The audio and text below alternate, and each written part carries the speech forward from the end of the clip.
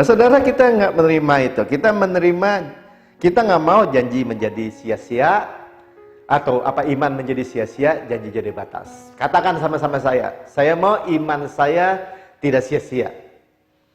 Saya mau janji-janji Tuhan berlaku dalam hidup saya. Saya mau berkat Tuhan. Saudara, kita hidup ya. Jadi kita tahu apa yang membatalkan janji-janji Tuhan itu. Atau doa-doa yang tidak dijawab. Atau kejadian-kejadian yang buruk yang menimpa anak-anak Tuhan. Bukan suplai Tuhan yang terhalang. Bukan suplai Tuhan yang berhenti. Bukan suplai kebaikan Tuhan, semua janji Tuhan yang berhenti.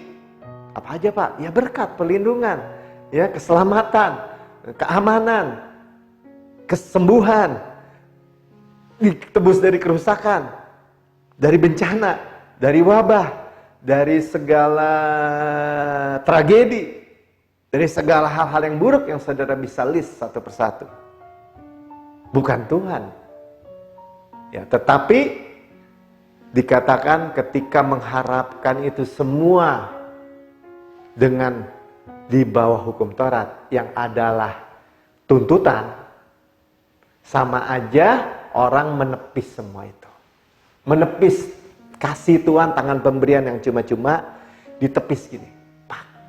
Ya, bukannya diterima dengan iman, tangan yang terbuka menerima. Sama-sama katakan iman adalah tangan terbuka yang menerima, malah menepis. Kenapa?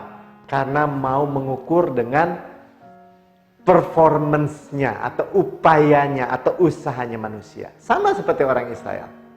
Ketika mereka dibawa keluar dari Mesir, mereka dibawa dengan sayap kasih karunia. Oleh Tuhan dibawa terbang sendiri. Tapi ketika mereka sampai di Gunung Sinai, mereka berkata, Kau aser deber Adonai, ne aseh. Apa tuh Pak? Segala yang kau perintahkan, pasti kami dapat lakukan.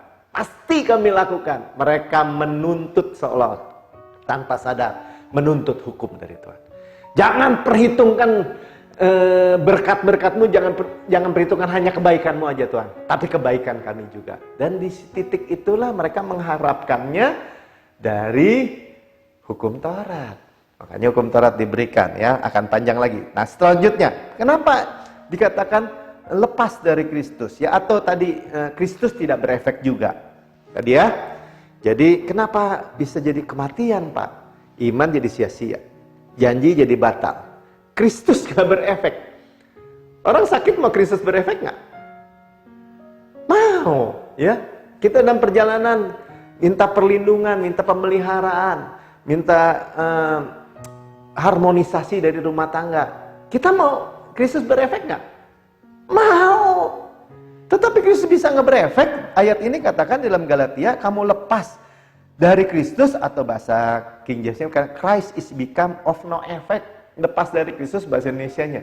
Ngeri Pak, lepas dari Kristus nggak selamat dong.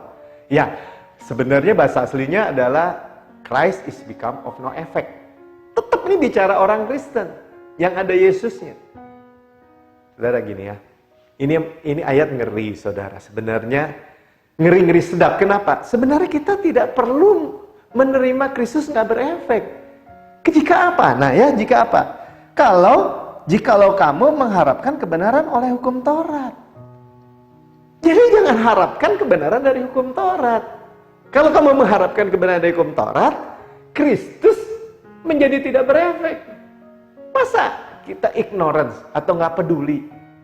Iman sia-sia, janji batal, Kristus nggak berefek, pelayanan kematian, sakit, kecanduan, miskin, kerusakan rumah tangga tidak harmonis, hubungan rusak, karena Kristus nggak berefek. Seolah-olah manusia, orang Kristen itu menolak semua kebaikan Tuhan yang cuma-cuma itu dan menerima dengan upaya sendiri. Sama aja, makanya saya katakan, saya selalu kadang-kadang merenung panjang lebar. Kenapa orang-orang Kristen bahkan yang memiliki jabatan nggak ada bedanya kehidupannya dengan orang dunia. Om Yongki juga belum begini, belum begitu. Tungguin aja. Ada permainan kesabaran kemudian.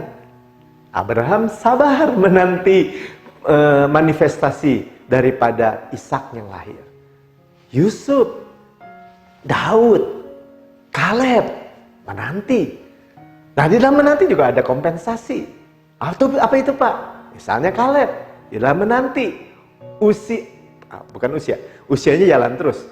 Penuaannya stop, 45 tahun.